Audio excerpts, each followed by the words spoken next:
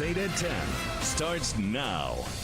Tonight, widespread cancellations of flights as the government shutdown drags on. Good evening, everyone. At 10 o'clock, I'm Derek Dennis. Phil Sanchez is off tonight. Staffing shortages have upended air travel across the country, including right here in Indy. Right now, Indianapolis International Airport reports 17 cancellations and 46 delays. And tomorrow, 12 cancellations are already posted. News 8's Kat Sandoval is here now with how the TSA is dealing with the shutdown. Kat, this isn't good.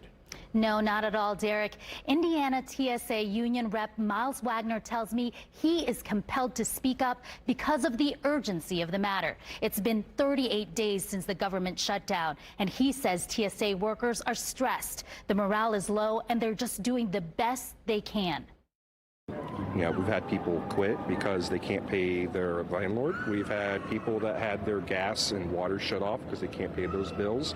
And we're in November now, so it's getting cold. At the gates, going through security hasn't changed that much. It's still about 15 to 30 minutes to get through TSA security checkpoints. But Wagner says more than 500 TSA workers in Indiana are strained. They've missed 2 paychecks already. They're going to be unable to come to work. That's going to increase the number of people we have available to screen everyone. That is going to cause a snowball effect. It's going to create longer wait times, could create vulnerabilities in the screening process. The union rep says it's still safe to travel, but the frontline workforce has been hard hit. Lower staffing and financial stress can increase safety risk for travelers, and that risk will continue to grow as the government shutdown continues. That's not very good. That's because everybody depends on paycheck to paycheck. And right now it's the government shutdown, which is Democrat and Republican. They have to come together and find the resolution. Salim Hotewala arrived at the airport 4 hours early, just in case. His flight was delayed 2 hours.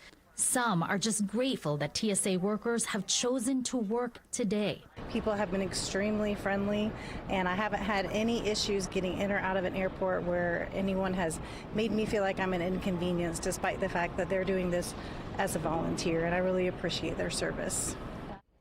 Now, Wagner urges people to call the representatives to help open up the government. He is also pushing for the government to release funds from the 9/11 security fee. Now, that's the fee passengers already pay when they book their tickets. He says that could help pay workers momentarily while the government is shut down.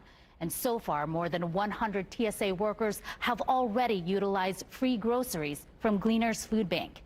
I'm Kat Sandoval for Wish TV, wishtv.com. It's a nervous time for sure, Kat. Thanks. And the 38-day government shutdown is stretching far beyond the airports. President Trump is now asking the Supreme Court to block a judge's order requiring the government to release a full month's worth of SNAP food benefits.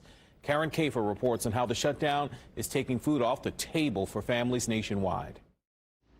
The economic toll of the record-breaking U.S. government shutdown keeps widening from SNAP recipients in the middle of a legal back and forth over November benefits. I've been disabled since birth, so I rely on food stamps and Social Security to survive. I've been struggling.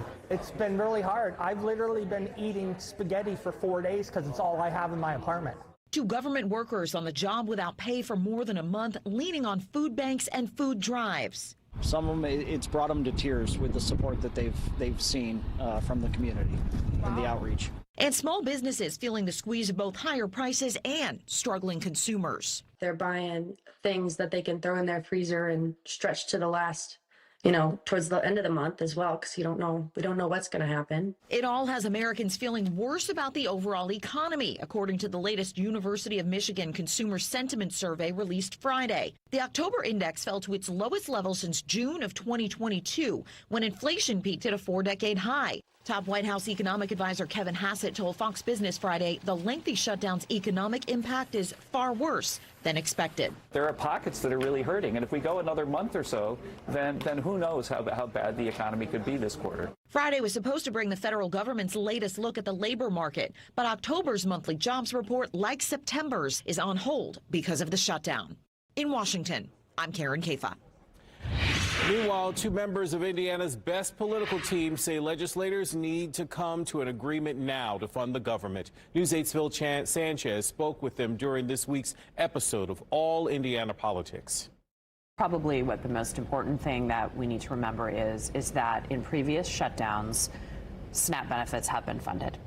You can tap into contingency funding to do that. And the Trump administration, Donald Trump, is making a decision not to do this, to put further pain on people, particularly so we feel the effects of the shutdown.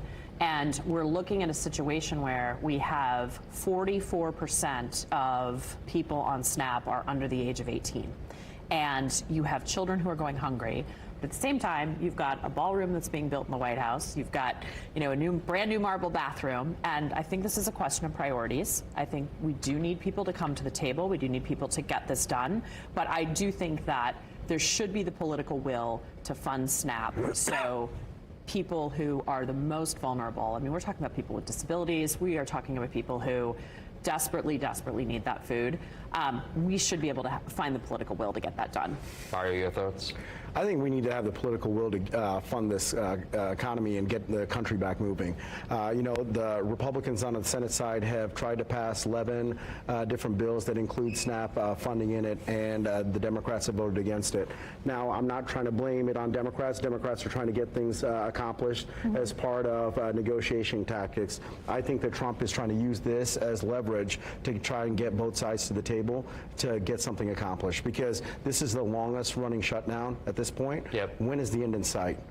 People had talked about, possibly this week. Now people are telling me it could be before Thanksgiving. So I think he's trying to put pressure on both sides to get something done. You can see much more of that conversation this Sunday on All Indiana Politics. Airs at 9:30 in the morning right here on Wish TV.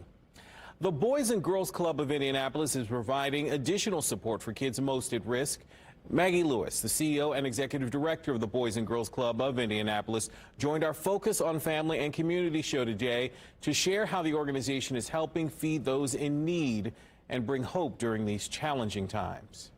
And right now, the world is feeling, our community is feeling that impact of the SNAP benefits going away.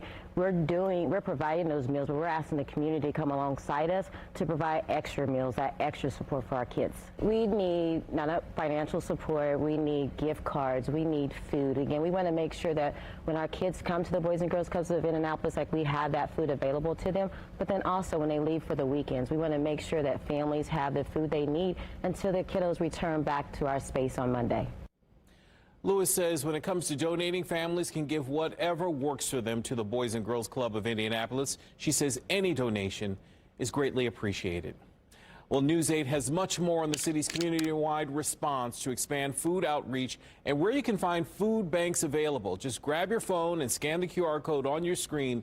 That'll take you to wishtv.com, where you can find all of our coverage.